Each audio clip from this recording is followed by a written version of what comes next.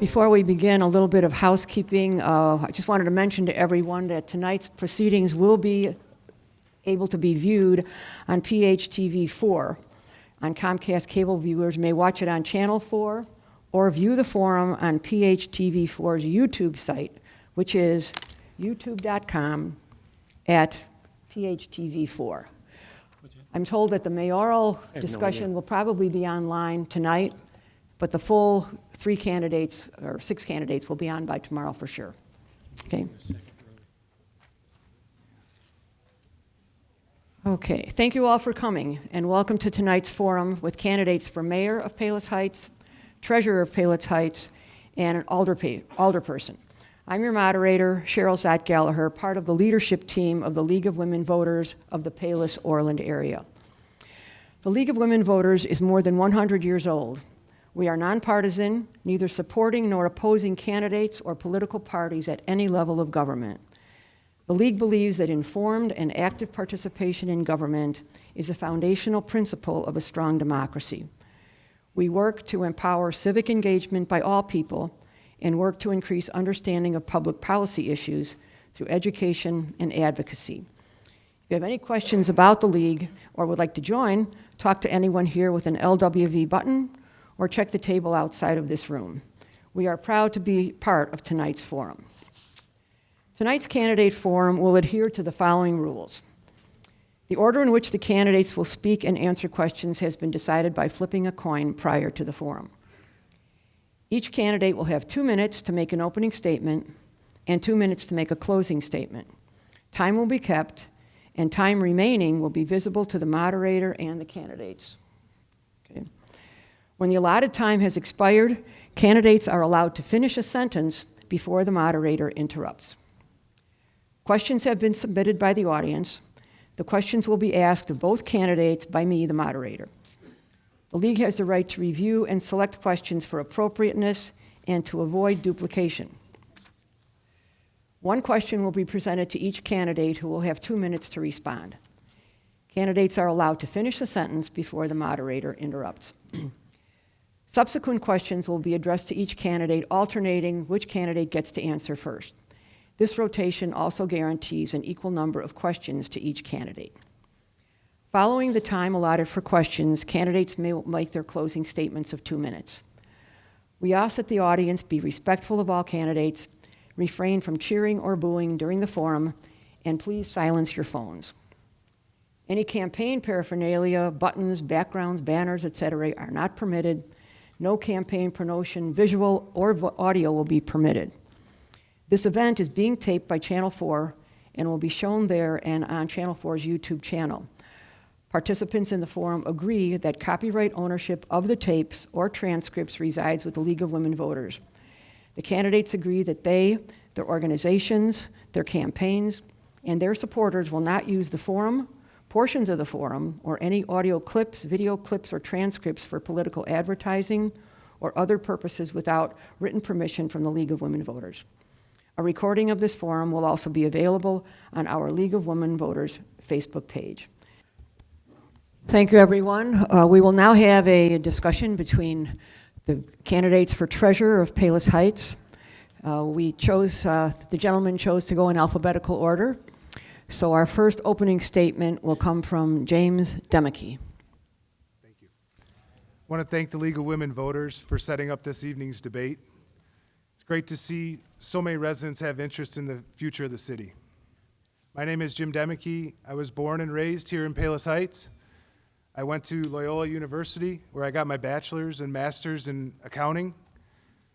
After getting my CPA, I returned home to Palos and started working in our family tax practice right here in town.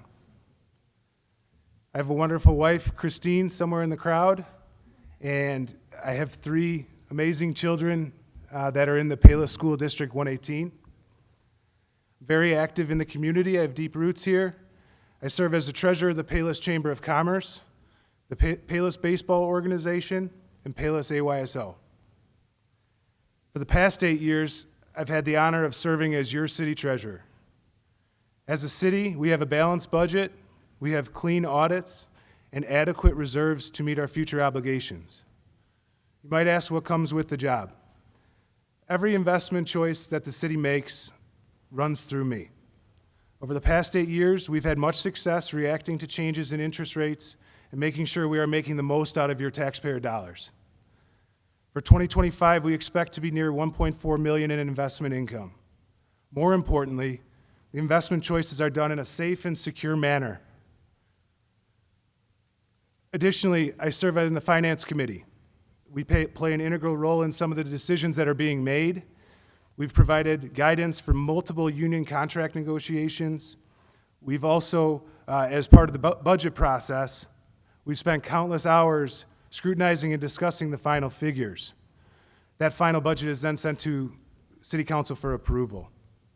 Throughout the year, I'm also keeping a watchful eye on the revenue and expenses coming in to make sure we are staying on track financially, not just meeting our obligations for today, but for the future. Thank you. Mr. Popelka. Thank you. Good evening. My name is George Popelka, and I am seeking the office of City Treasurer of Palos Heights. As I begin my comments, I want to thank both the League of Women Voters and the Palos Area Chamber of Commerce for sponsoring tonight's Candidates Forum. By way of introduction, I am a 25-plus year resident of Palos Heights, as well as a savvy business professional with over 35 years of experience in finance and having a strong understanding of the major components associated with both business growth and development. My academic achievements include graduating from St. Lawrence High School, receiving my Bachelor of Arts degree from Lewis University, and like Jim, I received my master's degree from Loyola University of Chicago. In an effort to be a better business professional, I've had an opportunity to attend the University of Illinois at the Medical Center, Tulane University School of Business, University of Colorado at Colorado Springs, as well as Northwestern University's Kellogg School of Management, all of which culminated into becoming a certified merger and acquisition advisor. If you have the time, I strongly suggest you take a moment to view my full LinkedIn profile. During my career as a nonprofit professional, I have worked and volunteered for many organizations, including the Illinois Epilepsy Association, Easter Seals, the YMCA of Metropolitan Chicago, the Chicago Hearing Society, and the Pediatric Oncology Treasure Chest Foundation, organizations with assets ranging from $1 to over $100 million. Tonight I want to share with you why I am running for city treasurer, and that reason is taxation. Recently, anyone who has had an interest in real estate in Palos Heights had their property reassessed, the result of which saw property taxes rise by 20% in 2024 for the median homeowner in South Suburban Cook County, the highest increase in 3 decades according to the Cook County Treasurer's Office. So my question is, what is the value that we received? Thank you. Thank you. Okay, the first question will go to Mr. Popelka. In your opinion, what is the most important job of the treasurer? What is the most important job? Well, certainly ensuring that the assets and liabilities of the corporation are met. That is a primary function, and to help ensure survival of the corporation. Does no good if the city goes bankrupt. That would be my response. Thank you, Mr. Demeke. Sure. So I think when you look at the role of the treasurer, it's really important to start with the idea that these are your taxpayer dollars. It's not the government, it's not ours, it's yours. And the way that the city of Palos Heights is made up, we rely on the property taxes. When we look at your property tax bill, we make up roughly 15% of your bill. But I would argue that we give a lot of service for that money. So our biggest responsibility is to be responsible with the tax dollars. In addition to investing the money securely and safely, the Treasurer is also involved with sitting on the police pension board meetings, making sure that that's one of our largest liabilities for the future. We are at 70% funded, which is a pretty good number. It started at 50% 8 years ago. We have a state statute requirement to get to 90%. We're at 70. But that takes a $2.4 million commitment from our tax dollars, and we pay that directly to the pension. We have some of the best police in this area. I hope the residents are very happy with the service they're getting, but I feel secure here, and there is a cost to that. But your tax dollars go towards that specifically, along with this building and the rec center. So as treasurer, it's important to not only appreciate the taxpayer dollars and how they're being spent, but look towards the future for what challenges we face as a community. Thank you. Thank you. This question goes to Mr. Demeke first. What is your opinion of the fiscal health of Palos Heights? So Mayor Bob had talked about that there was a time where we had 200,000 in the bank, and we now have 28 million in the bank. That is directly related to the efforts of Bob, the alderman, and my predecessor, Frank Oswald, did a fantastic job, and he served this community for 18 years. We have challenges ahead. Alderman Key, he mentioned the water infrastructure, and basically we have a 60-year-old water system that will require at least 12 million of investment over the next 5 years. So while the 30 million jumps out, it's like a household that you don't just go by what's in the checking account. You have to look at what the liabilities that are in front of us. And between the 12 million of water infrastructure, 16 million still of pension liability, we have 4 million left on the rec center bond note. We still have a lot to do. And so it is not the time to be comfortable. It is the time to make sure that we continue to respect the taxpayer dollars and make sure they're getting a return on that. Thank you. Mr. Popelka, same question. And the question was? What is your opinion of the fiscal health of Palos Heights? Well, as of this point in time, the fiscal health of Palos Heights is, I would say, pretty good. For the year ending December 31st, 2023, the total net position of the city increased by $3,190,654. So anytime you are generating more than you are taking in, that is a good sign. Jim certainly indicated that there are foregoing obligations that are going to have to be met. But as long as revenues exceed expenditures, it is a very good equation. When expenditures begin to exceed revenue, then problems set in. Thank you. Mr. Popelka, this question is for you first. What is your stance on Bitcoin, specifically considering it as a hedge against dollar devaluation? Interesting question. Warren Buffett once said that if you don't understand how the thing makes money, then you ought not to invest in it. I do not understand how Bitcoins make money, so certainly I personally stay away from it. It is a new technology. It is an ever-evolving technology. It is a technology that is somewhat volatile, and it is not regulated at this point in time. So I would be somewhat leery of investing taxpayer dollars in this type of instrument. Thank you. Mr. Demeke. Thank you. I have some experience in Bitcoin. I understand how it works. It has no place in our government bank account right now.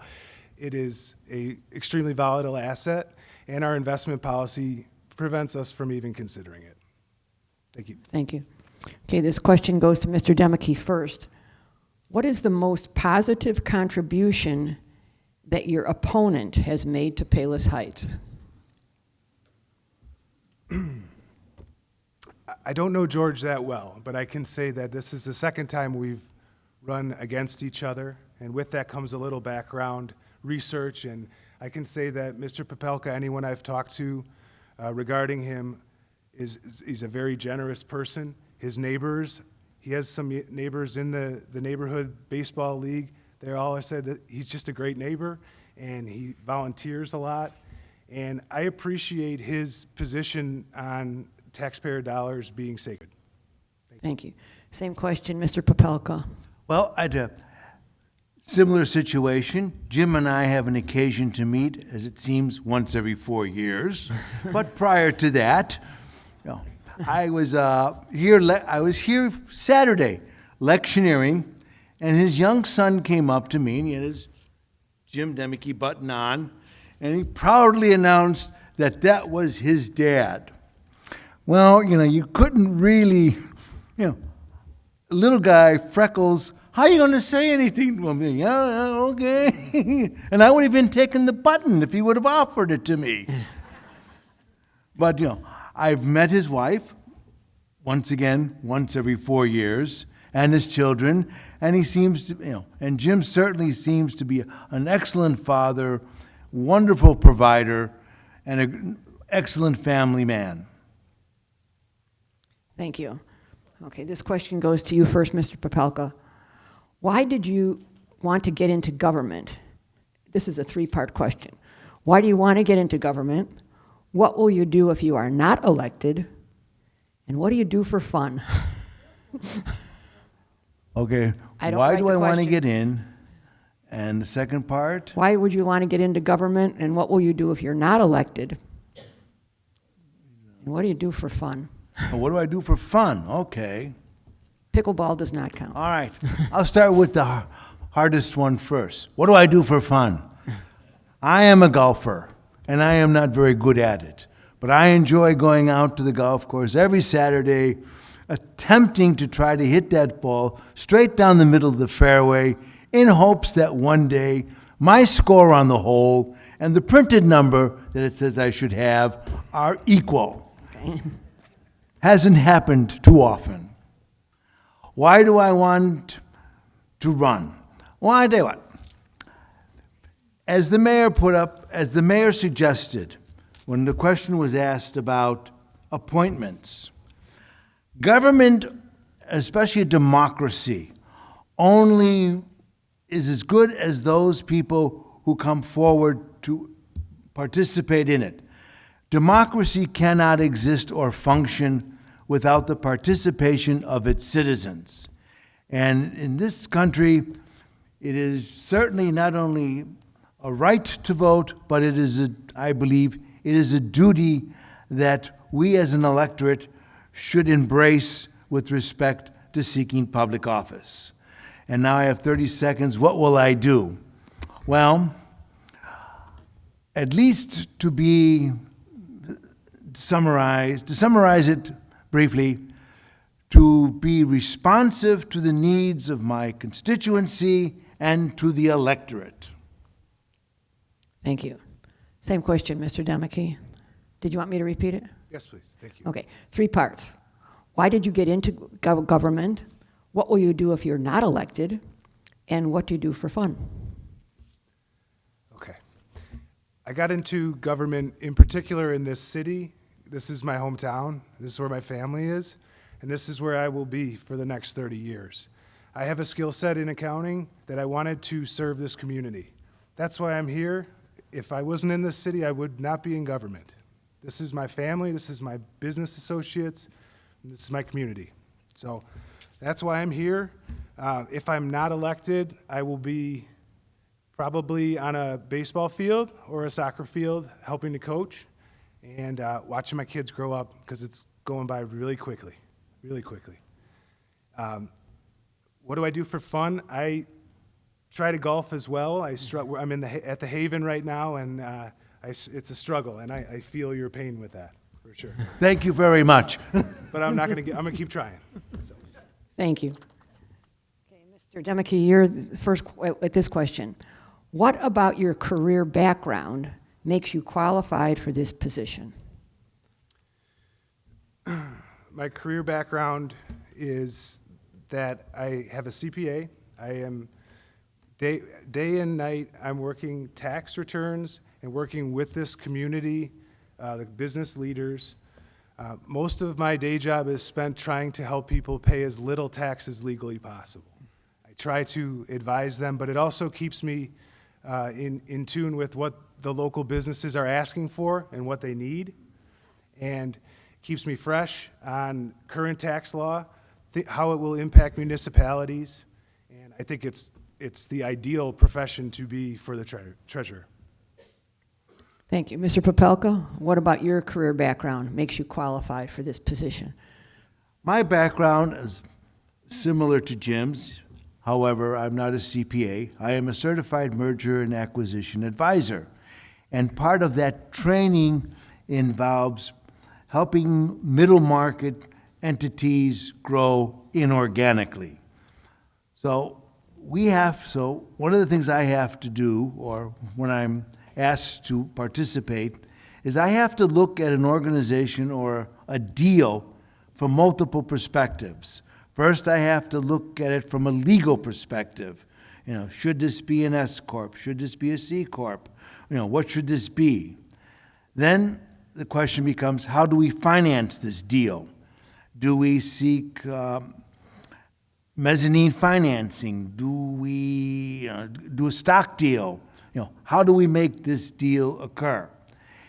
And so when you have to address these issues, obviously you're addressing with issues of finance, you're addressing legal issues, and of course, the primary issue you have to deal with is taxation. It does no good to get millions and millions and millions of dollars for your business or for gaining control of or selling your business, and then to wind up with $1.50 because all of it had to go to the tax man. So therefore, that is my background and what makes me qualified for the position. Thank you. We have one more question, and then we'll go to final statements. This question is for you, Mr. Popelka. Do you think that a city of 13,000 people needs a full-time administrator? That is a complex question and has many facets to it. Personally, I believe that the city does need a full-time administrator, simply because there are multiple issues that the city has to deal with. And to just rely on part-time government to come in and spend an hour or two a day really does its citizens a disservice. So certainly having a full-time administrator enables the city to use its resources more efficiently and effectively, as opposed to coming about and having someone just deal with it on a part-time basis. Thank you. Same question, Mr. Badaki. Without question, the city of Palos Heights requires a city administrator. You have to look at the city administrator as the supervisor of all the employees and department heads, and there's a lot that goes on in the city. This is not a small town operation. There is a lot to do, and it hasn't even crossed my mind to eliminate that position. I mean, we need it. Thank you. Okay, we'll have a closing statements, and we'll start with you, Mr. Popelka. Okay, thank you very much. Once again, I want to thank both the League of Women Voters as well as the Palos Area Chamber of Commerce for hosting tonight's forum. It is my belief that government is organized to conduct the business of its citizens, whether it be for national defense or local police protection, and that in order to conduct the people's business, it is necessary to collect taxes so that the common good can be achieved. Now, where I question the overall function of government is not that taxes are necessary, but how much needs to be collected in proportion to the value that government provides to its citizens. It is no secret that property taxes rose by 20% in 2024 for the median homeowner in South suburban Cook County, an increase which I am sure everyone in this room felt on or before March 4th, 2025.